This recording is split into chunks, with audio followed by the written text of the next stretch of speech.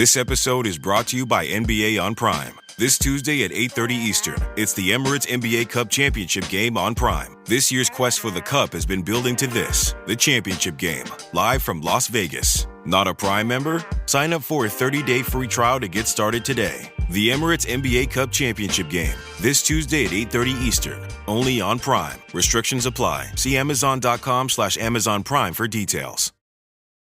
This episode is brought to you by State Farm. Listening to this podcast? Smart move. Being financially savvy? Smart move. Another smart move? Having State Farm help you create a competitive price when you choose to bundle home and auto. Bundling, just another way to save with the Personal Price Plan. Like a good neighbor, State Farm is there. Prices are based on rating plans that vary by state. Coverage options are selected by the customer. Availability, amount of discounts and savings, and eligibility vary by state. Close your eyes, exhale, feel your body relax, and let go of whatever you're carrying today. Well, I'm letting go of the worry that I wouldn't get my new contacts in time for this class. I got them delivered free from 1-800-CONTACTS. Oh my gosh, they're so fast. And breathe. Oh, sorry. I almost couldn't breathe when I saw the discount they gave me on my first order. Oh, sorry. Namaste. Visit 1-800-CONTACTS.com today to save on your first order. 1-800-CONTACTS.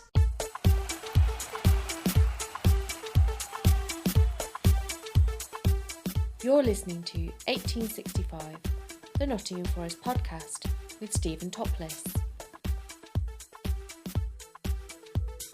Welcome to the 1865 podcast and our match report after Forest beat Utrecht 2-1 in the Europa League.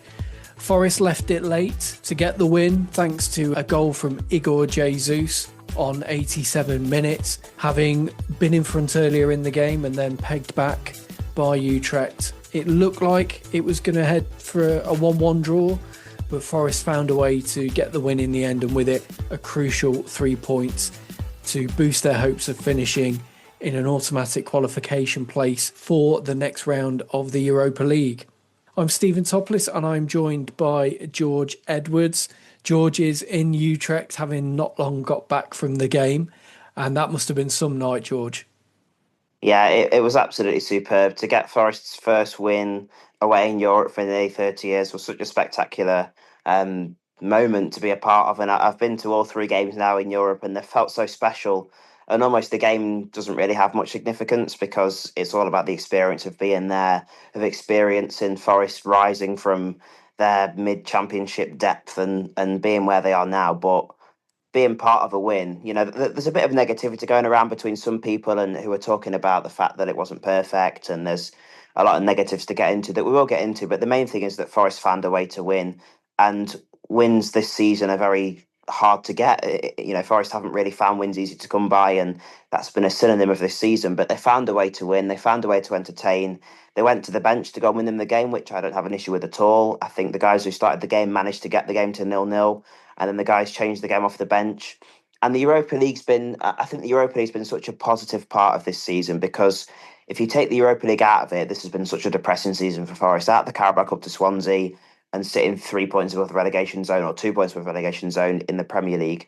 But we have these little escapes in Europe where everybody just sort of forgets that. When we had Ange Postecoglou and we came to Betis and people still weren't quite sure about him, and Nuno was gone, we forgot about that and we enjoyed the moment. When Sean Dyche was in Graz, and obviously he was still sort of new, but it's so insignificant because it just gives you a little respite from the Premier League, and it makes you realise that football is just about having fun and supporting your football team, and that is really what Europe does. So it's so special, and yeah, it's great to be a part of it, and to be part of Forest's first win is unbelievable. And I think they deserved it. You know, they made it difficult for themselves, but on the merit of the game and the chances they created and the dominance that they had in the end, they certainly deserved the victory in the end. Yeah, but I think on the balance of play, Forest were more than good enough for the victory. And like you say, it's 30 years since we last won away in Europe. That was against Auxerre in 1995. So a special evening and a special result for Forest and everybody who was there to witness it. So Sean Dyche made a number of changes coming into this game off the back of the Everton defeat at the weekend. Most notably, Murillo, Alexander Zinchenko and Douglas Luiz all returned from injury in a side that was with 9 changes from the Everton game. So let's have a quick look through. It was John Victor in goal, a back four of Zach Abbott, Murillo, Alexander Zinchenko and Morato.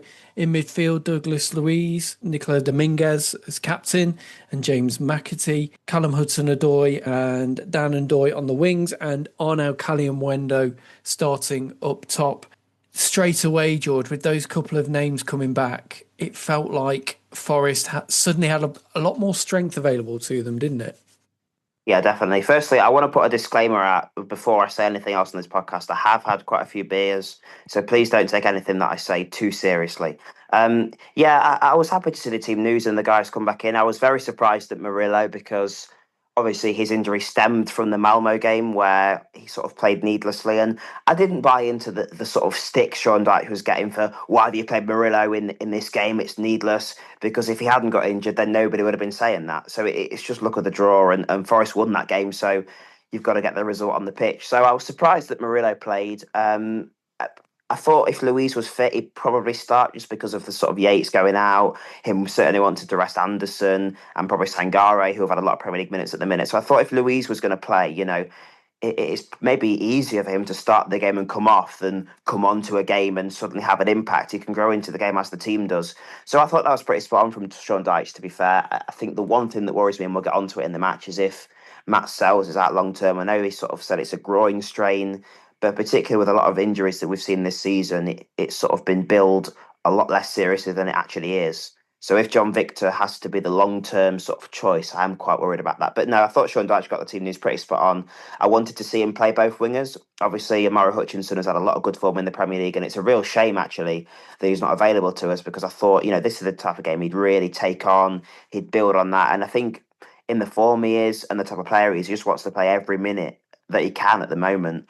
But I thought Dan Ndoye and Callum Hudson-Odoi, two very frustrating players for me this season, who we're just waiting for both of them to come into form. So I thought just give them the minutes, let them take that opportunity. I think one of them did, one of them didn't. We'll get onto that. But yeah, I thought Sean Dyche was pretty spot on with the team news, gave the players we thought deserved the chance to start, brought the injured players in, and I thought he managed it throughout the game absolutely perfectly. And Forest, with that changed team, got straight on top of Utrecht and looked the side most likely to score in that first half. It started with Callum Hudson-Odoi cutting in from the left and forcing the goalkeeper Barkash into a low save, going for his trademark shot into the far corner, and the keeper did well to parry it away. And then we had a big opportunity which fell to Alexander Zinchenko. It came from a cross from Dan Ndoye down the right-hand side. He played it into Callum Hudson-Odoi, who had a lovely little flick to switch the ball back for Zinchenko running onto it. He goes for the side foot and skews it horribly wide, where all he had to do was put his laces through it and Forest would have been 1-0 up. Yeah, it was a lovely move, that, and I think there's probably two players in the team you wouldn't want that to fall to, and that's Zinchenko and Dominguez, and unfortunately both of them had a couple of opportunities that they couldn't get on target. But yeah, Utrecht first 5 minutes got at Forest, and you're expecting that as the home team, but once Forest got the football on the floor and started passing it around, you felt that confidence. I thought McAtee, particularly, and Hudson-Odoi had very strong first halves. They had a lot of space and they did well to try and utilise that. And it all sort of fell into place. I think Forest asserted dominance without being spectacular. They created chances reasonably easily and had that defensive platform. So it was a very good start to the game, as you mentioned. I thought Zinchenko, and I've been quite critical of him in the past, and I think it's only his second appearance under Sean Dyche. I think he played in Dyche's first game and then he's obviously had the injury. And you look at him and he's not really a Sean Dyche player. But I thought tonight he was quite effective. He stuck to that left-back position for the most part. He did drift inside time and again. But I thought it worked well. And I thought the system worked well. I thought Luiz in that number 6 really was just fantastic. It coming on at half-time, he had to, I think, because of his sort of coming back from injury and the impact the subs did really well. But Luiz, he just sort of played that role on his own. And because Forest didn't really have much defensive sort of things to do in that number 6 role, Luiz really flourished, and it allowed Dominguez to play further forward, Hudson-Odoi to almost drift inside, and it looked quite fluid. So Forest started the game very well. And obviously, a lot of things are being said about a Sean Dyche team who's quite compact, who doesn't want the ball. But going Forest have got to show their intent in this competition. I think they want to finish top 8. And if you want to finish top 8, you've got to go to places like Graz and like Utrecht and dominate the ball and show your Premier League quality. So I thought they didn't really do enough over the half to make that count, but they certainly looked the better side going forward. And if a team was going to score, despite Graz having a sort of 5 or 10 minute spell where they aerially bombarded Forest, it was going to be Forest. And Forest, had a couple more chances in that first half. Morato saw a header at goal, flicked over the bar. It had come from a corner, which Hudson-Odoi recycled and put back across. Morato came in with the header, but Utrecht defenders did well and flicked that one over the bar. And then Douglas Luiz had a shot from range, which was parried away by the goalkeeper. And then we had a little spell where Utrecht looked more on top and had a bit more momentum behind them. It started when Horremans was played in down the right-hand side and John Victor came racing out of his goal, was never going to get anywhere near the ball. It was hooked into the middle and Morato headed it away. And that was another iffy moment from the Brazilian goalkeeper. And is that just because he's not the first choice and he's naturally going to be a bit rusty, or is that a concern in his game that he's got these kind of ricks in him? It's just bloody stupid. I'm sorry. He's been nominated for the FIFA Best or whatever that award is. If he's that level of goalkeeper, he should be able to realise that's not a sensible thing to do. And it's not the first time we've seen him be a bit rash. And on the ball, he's quite comfortable. I know he did give it away in the second half that I think might have led to the incident that led to the goal. But other than that, that's the first real time he's given away the ball and he looks confident on that. But you don't want the ball to be coming into the box or towards your penalty area and be on edge as your goalkeeper, And Matt South hasn't had the best start to the season, but he's started to grow confidence and he commands that box. And that's something that John Victor doesn't really do. I thought Forest, from an attacking sense, were really good because they created loads of different chances. It wasn't all the same way. As you mentioned, the Morato chance comes from the set piece. Luiz had space on the edge of the box. They had a lot of that in the edge of the box, but obviously Zinchenko then, the chance we spoke about before, found space in the box. So Forest did really well at being unpredictable and finding ways to get chances. But I said to my granddad, I go to the game with my grandparents, and I said to him at 30 minutes, it's quite concerning when I think our best player so far has been Morato. I mean, that shows you exactly where Forest were falling short, because whenever they lost the ball, Utrecht were just pumping it long. And that's why Luiz and we didn't really need a number 6 in that first half, because every time they got the ball, it was lumped long and it was Morato to sort it out. Morato really did save John there. And it was naive from him, and a better team would have punished him for it. So that's where the concern comes. And I think he made a couple of saves as well in the first half. That there was one, I forgot, I don't know who struck it, but there was one really fierce shot that he made a good save to sort of parry it away. It was straight at him, but it was quick, so he had to be alert to it. So Miguel Rodriguez had a couple of efforts from range. I think that was one of them that was flying towards the top corner. And to be fair to John Victor, he dealt with it and got it away. Yeah, but if he didn't make them saves, you would be worried. And I just don't like a keeper that gives you that unease. You want. I'm not bothered about a goalkeeper that can pass it out from the back and stuff like that. But if we can have a keeper that can do both, then fair enough. But my priority is to have a goalkeeper that, when the ball goes in that penalty area, you're confident is going to make the right decision. And I know it's one moment in a match and Forest dealt with it and they've gone on to win the game, so I don't want to be too negative, but that does fill you with a bit of unease. And hopefully Matt Sells' sort of groin strain is only a minor one, because I think a lot of fans will be concerned if he's the long-term option going into this Christmas period. A word also for Douglas Luiz in that first half. I mean, he only played the first 45 minutes, but he makes such a difference, doesn't he, when he comes into a game? The quality he has and the way that he almost entices opposition midfielders to come to him, making them think they're going to get the ball, and he'll nip it away from them. Elliot Anderson has that skill as well, and it's little things like that that just give you that edge in the midfield. And we do really miss Luiz when he's not in the team.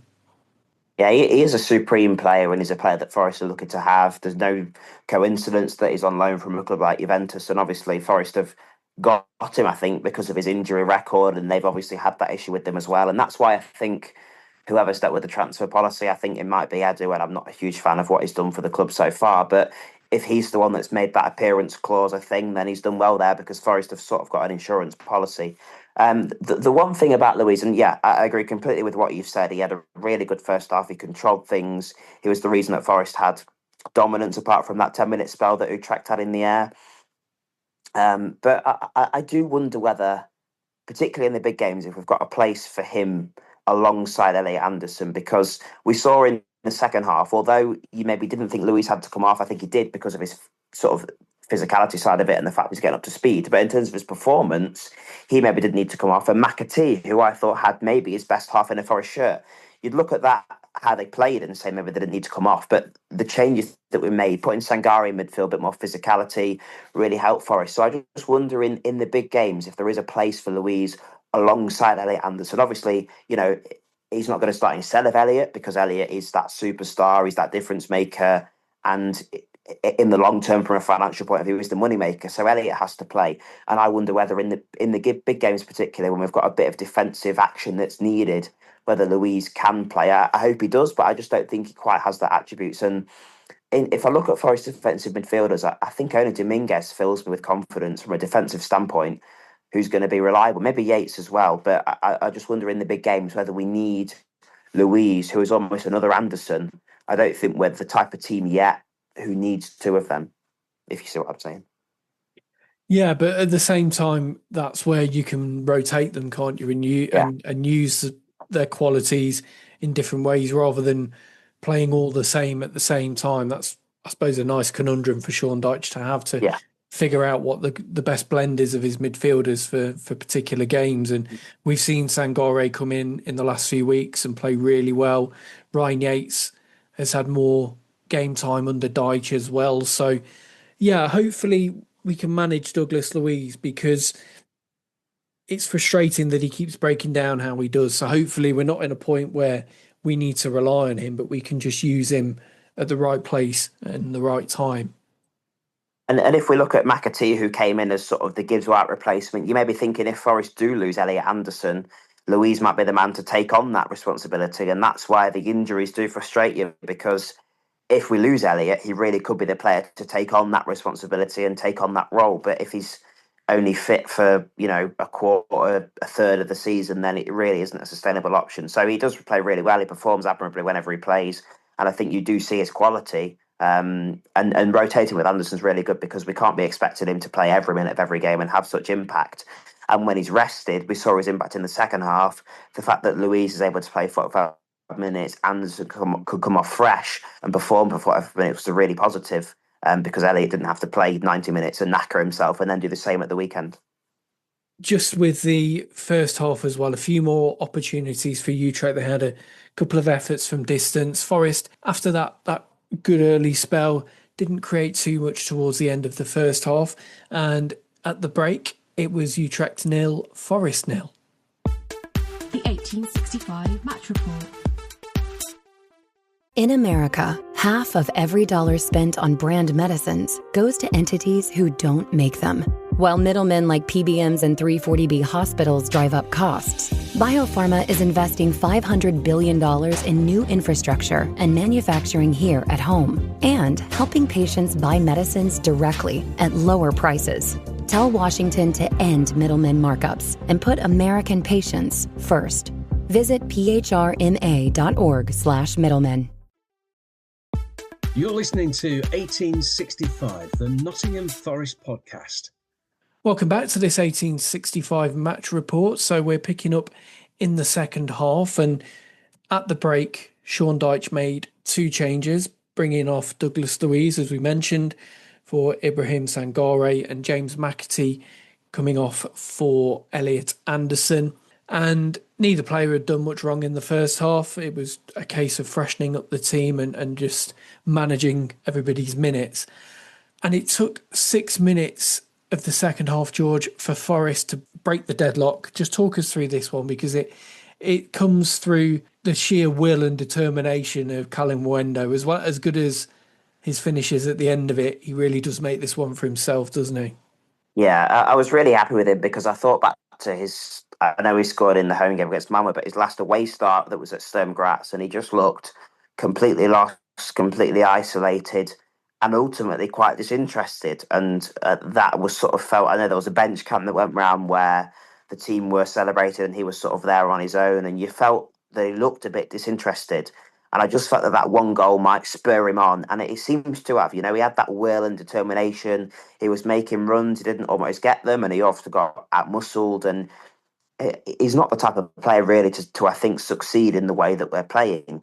But he's finding a way to have an impact. And we saw that with Jesus. There was a real struggle at the start with Jesus in terms of he couldn't win things in the air. He looked like he was struggling with the physicality of the Premier League.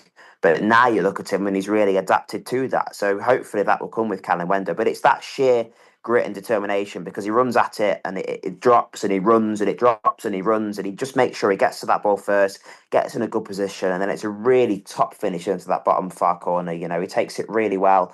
And that's a sign of a good striker. He can score a goal out of nothing, which I think is something you really want in a striker. He's in and around the 6-yard box where the ball's dropping, making things happen, and he's causing headaches for defenders. So there was real positive signs from that goal, and obviously we'll come to it, but Forest have had both their number 9s get on the score sheet on the night, and that's a real positive from Kalimuendo. I think he had a chance a few minutes later from a corner when Dominguez sort of nodded it onto him that he maybe could have scored. I've not seen that one back, but he was at the back post and maybe he could have diverted it in.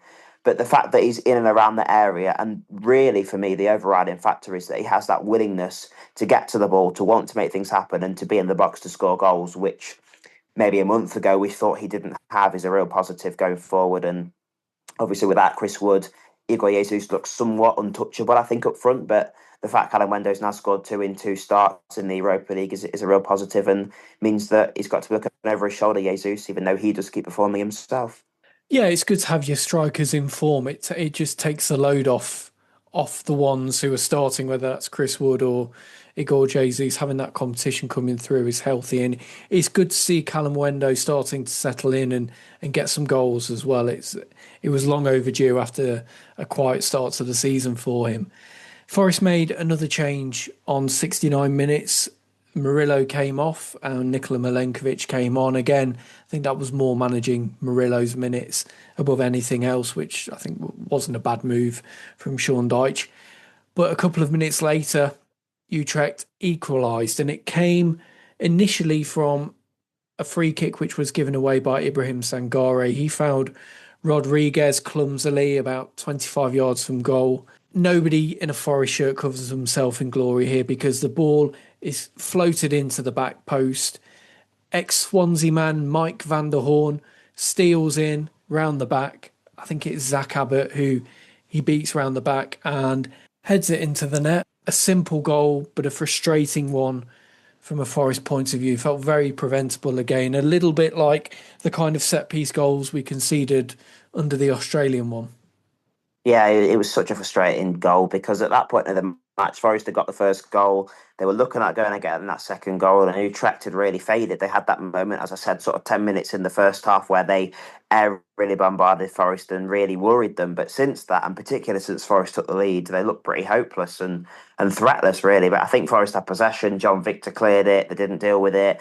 Then they've got, because they were playing out from the back, they had bodies behind the ball. Sangare made a stupid foul. It's a needless foul for me, and I've not seen it back. And there was some people around me who said, "Oh, it's not a foul. He's got the ball." I thought it was a foul, and then from the ball in, it's awful defending. Zach Abbott, he's a young lad. He's 6 days older than me, I think, and he's doing so admirably in a red shirt. And I love the fact that Sean Dyche has picked him and keeps playing him. And I don't want to criticise him, but he's got to do better. He's earned the right to start in the Europa League. He's got to do better with his man at the back post, because he's the guy that comes free, and from the second the ball comes in, Zach loses him and he has a free header. You can maybe look at John Victor because he has to set his near post, but Zach, and he was doing it quite well throughout the match, to be fair. Balls over the top, he was nodded out for a throw in, and he'll learn. That'll be a big learning curve for him, the fact that he's got to track his man, he's got to go for the ball, and literally in a split second things can change. Zach had him, the ball came in, 2 yards, he stepped maybe to his left, and then he was favourite for the header from second one. So Zach will learn from that, but he has to do better with that. And the other one that's in there is Dan N'Doye, and maybe N'Doye couldn't have done much better for the goal, but I want to talk about him again, and I do keep bringing him up.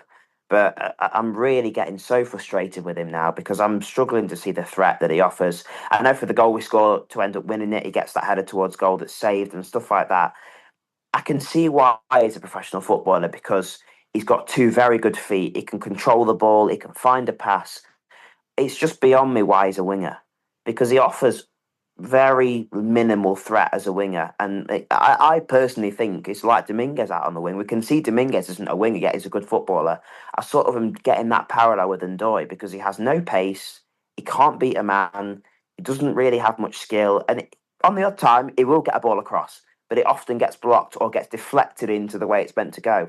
And then there's a lot of people saying, "Oh, he does good defensive work." The amount of times that Zach Abbott was left with two men in the second half was outrageous. So I'm really getting frustrated with N'Doye. And Premier League is came into a new competition, fair enough, new players. But the Europa League was a competition where he really thrived last season from his old club, and they really sort of raved about him. So he is frustrating me. And I've gone off on a tangent on the goal. It was a very poor goal to concede, very preventable, and Zach will learn from that. But the wider sort of N'Doye comment is really coming into fruition because I'm just getting so frustrated with him. And I thought Callum, he sort of had a good first half, faded, and then once Morgan came on and won us the game and really got impactful. So I think soon we'll see Hudson-Odoi start with Hutchinson. But then you're thinking, if we need a change, if Hutchinson or Hudson-Odoi are having a good game, you look at the bench and Dan N'Doye's there. That doesn't fill you with much confidence. So I hope the lad turns it round. I hope he has maybe a game or a moment that really can turn his Forest career around, because I want to succeed as any Forest player, as I do. And he's only been here 6 months, granted, but I'm really frustrated with N'Doye at the moment. Yeah, he's frustrating. But despite that, I think there's still a good footballer in there. But for one reason or another, we're not seeing the best of him. And whether that comes in time, we'll wait and see. Morgan Gibbs-White came on for Nicolas Dominguez a couple of minutes after the equaliser, and Forest looked to step things up again. Igor Jesus then came on for Callum Hudson-Odoi on 86 minutes. And then a minute later, he's on the score sheet, and it comes from a nice bit of play, starting with Morgan Gibbs-White. He chips the ball over the defence for Hudson-Odoi, who's down the left. He hooks it back into the 6-yard box, and N'Doye is there, meets it with a header. That's parried by the goalkeeper. But Igor Jesus reacts the quickest to tuck the ball home. He has quite a lot to do there as well. That was a more difficult finish than it looked like. But he buried it. It's his 5th Europa League goal in 4 games. And a massive, massive strike at the end of the match to get Forest back in front and win them the 3 points. Yeah, I think the person who deserves the most credit for the win, actually, is Sean Dyche, because he has won us that game. I think we all agreed, really, with his selection. I don't think any of us really wanted to see our first Premier League squad out there. So he's picked an 11 that we all sort of thought about. He made changes at half-time, as we said, that we maybe thought, does he really need to make that change? But Sangare and Anderson really brought control and physicality to the midfield. Then obviously we get behind. I think the Milenkovic change was perfect. Murillo coming back from injury, 60 minutes, get Milenkovic on.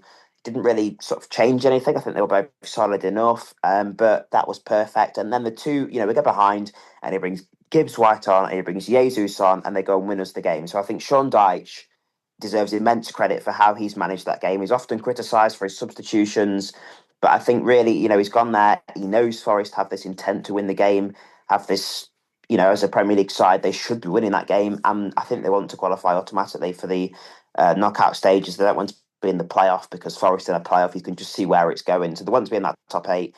And Sean Dyche owned that. He made the changes to make it happen. And they got the job done. I think it's brilliant from Gibbs-White, and that's the type of pass that you have to let him make. That's when it comes off. But how many times would you see him do that and it chipped out of play, or it was a yard to the left and the defender cleared it, and that's where fans get frustrated with him. But I never do, because I think the one time that it comes off, the one time out of 5 that he gets that right, that's where Forest get in that situation. Hudson-Odoi had done pretty much nothing in the second half, but Morgan gets that, chips it to him, gives Hudson-Odoi no real choice, because he's stretching, isn't he, really? He can't really control it. He has to just get it in the box. And Forest were hesitant throughout the 90 minutes, particularly first half, to just get the ball in. There's so many times they got with Zinchenko actually down the left side where they didn't get it in, but Hudson-Odoi did that. And N'Doye obviously with the header, and then Jesus is in there and scores the goal. And that's not the first goal that we've seen Jesus score like that, and it's not a coincidence. He's a striker. He can sniff goals. He can sense danger, and he's there, and he's the first man to it. And if you're a defensive side, you'd be fuming that you went first to that ball. But as an attacking side, you've got your striker in there, anticipating where the ball's going to drop if the keeper saves it. and he's sort of running backwards. He's got to swivel and get it into the bottom corner, very similar to one of the goals he scored against Swansea. And it's a real positive for Jesus. He's making them runs, and he's such a physical presence as well now. And Callum Hudson-Odoi was making similar runs, but when Jesus came on, you just thought that there was that swagger about him. And it was just brilliant from Sean Dyche to make that substitution for Jesus to go and win us the game. And he scored 7 goals now, and I think he's only had sort of 9 or 10 starts. So he's got a real good ratio from starts, and he's he must be top scorer in the Europa League now as well. So he's really taken on that fold of being Forest number 9, when actually he's not a natural number 9. I don't think he would say he's an out and out number 9. He's not a Chris Wood, but he's making it work, and he's making an impact, and that's all really we want to see from Forest players. I was fuming after that Everton game because I really thought, maybe apart from Hutchinson, they all couldn't really give much of. Sorry, I'm going to swear there, but they all really didn't give much of a toss about the game or about the outcome. But I thought they showed a real fight and determination from the coaching staff, from the players who started and from the players who came on. That was the Forest I wanted to see. And even if we hadn't won the game, I'd have been a lot more happy with what I've saw, because they came out to win that game, and ultimately, in the end, they got the job done. The 1865 Match Report. At Sierra, discover top workout gear at incredible prices, which might lead to another discovery. Your headphones haven't been connected this whole time. Awkward. Discover top brands at unexpectedly low prices. Sierra, let's get moving. You're listening to 1865, the Nottingham Forest podcast. It's a win that moves Forest up to 11th in the Europa League table. They are, as it stands, 2 points away from 8th place and an automatic spot in the knockout rounds. They are in a playoff position as it stands, with 2 more games to go. And just these couple of wins that we've picked up now under Sean Dyche in the Europa League have made a world of difference to where we were a couple of weeks ago. And also now I just want to look ahead a little bit to the weekend. We're playing Tottenham on Sunday. We had a bad weekend last weekend at Everton. We've picked it up tonight, played well, got a good victory in circumstances that give you a boost. Whenever you win late like that, it's a great lift for the team. Do you think Forest can keep this going now, take it into Spurs on Sunday and try and get another 3 points in the Premier League? Yeah, I think it's certainly much more positive. And I mentioned the Europa League sort of being an escape from the Premier League. I think as much as people might say, Forest have had a couple of days less prep than Tottenham because they played the other night and maybe they'd have been better having a week off. I think that going out and getting a last-minute win and parking your Premier League woes, scoring a last-minute goal, that has a lot more impact than just having a week on the training field after Everton, because the fans would still be going in after that bitter taste from Everton where there was no heart and no passion and we got turned over, and rightly so. Whereas now we're going into it after our first away European win, a win that puts us right in contention to go and get them knockout places in the Europa League. And it's the end of the Europa League now for another month. So I think it was vital that Forest put themselves in a position where they can come in when they get away to Braga and think, we win this, we're pretty much qualified. We've got Ferencváros, the home game, that are in and around competing with us. We beat Braga, then we've really got to get a point against Ferencváros, and you're hoping that's enough to get them through to the knockout stages automatically. So yeah, a really big win for Forest. I thought it was very important they won tonight, and it wasn't lost on anybody. Obviously, Sean Dyche couldn't pick a team that was the Premier League 11, and everybody would have been fuming for that. But I think he realised the importance of victory, and I think all the players did. So it'll be huge going into Tottenham. It won't be an easy game, and Tottenham have had a good away record in the Premier League this season, but teams have shown you can get at them, and Forest, if they can go with that mentality, I think Hutchinson will come back in. Most of the sort of 11 will come back in. I'd expect Murillo to, and maybe Morato to come on midway through the second half to give him a bit of respite, because you can't really expect him to play a full 90 minutes at the moment. But it'll give them such confidence, and I think certainly it was a far better thing than Forest licking their wounds from Everton and sitting on the training field all week. Actually going out there, getting some legs, some minutes in the tank, and getting a real big victory was so important, and one that they deserved as well was excellent. So it gives them a confidence going into Tottenham. Whether we can win or not, I don't know, because it's a tough game. But certainly it puts them in a very good position too mentally. Yep, a great victory, a good night all round, and a historic night for Forest as well. A first win away from home in Europe, for 30 years. Thank you, George, and safe trip back from the Netherlands, and we'll speak to you soon. Thanks, Stephen. Yeah, I'm going to get into bed and enjoy my sleep now. Thanks, guys. And we will be back with you with a match report after the Spurs game. Do make sure you join us for that one. Come on, you Reds.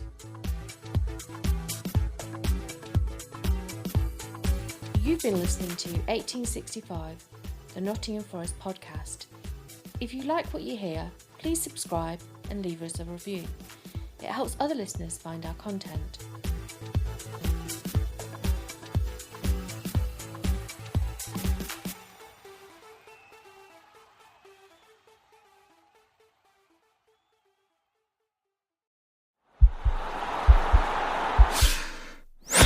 This podcast is part of the Sports Social Podcast Network.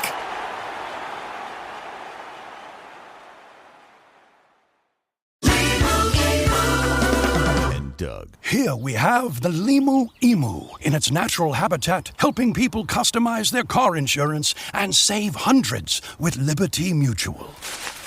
Fascinating. It's accompanied by his natural ally, Doug. Limu? Is that guy with the binoculars watching us? Cut the camera. They see us. Only pay for what you need at libertymutual.com. Liberty, liberty, liberty, liberty. Savings vary. Underwritten by Liberty Mutual Insurance Company and affiliates. Excludes Massachusetts.